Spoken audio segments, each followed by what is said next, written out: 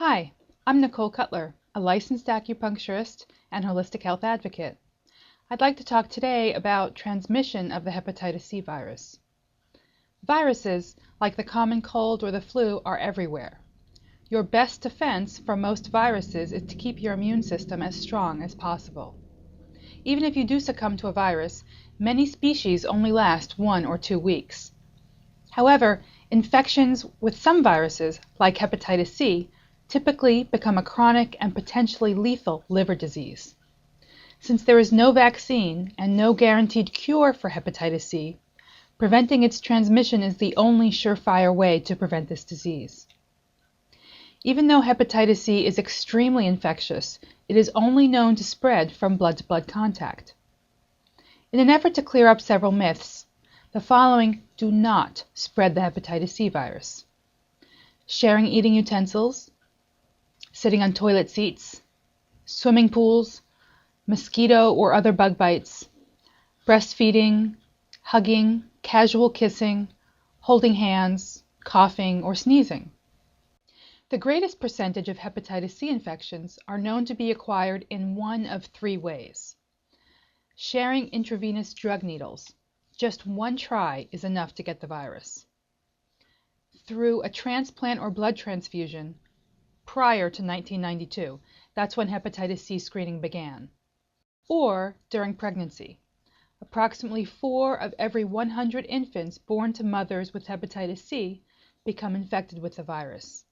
However, this risk is greater if the mother has both HIV infection and hepatitis C.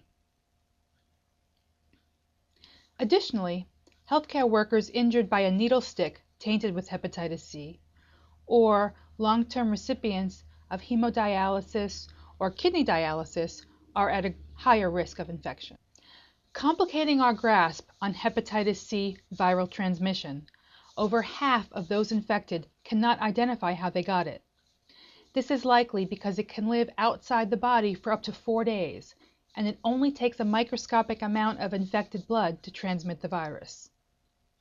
Unlike many other viruses, like HIV, any potential source of blood-to-blood contact seems capable of carrying the hepatitis C virus. Considered to be 7 times more infectious than HIV, even indirect sources, like a used razor, could carry the virus over to a new person. This makes hepatitis C much more contagious than other blood-borne viruses. Thus, there are some other, somewhat surprising ways of spreading the hepatitis C virus. Although not very common, hepatitis C could be transmitted in the following ways. Sharing personal care items. Since tiny blood particles can be transferred from razors, nail clippers, or toothbrushes, sharing any of these items may account for a small percentage of hepatitis C infections. Sexual contact.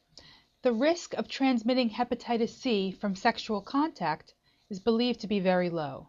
However, this risk increases for those who have multiple sex partners, who already have a sexually transmitted disease, who engage in rough, unprotected sex, or who are already infected with HIV.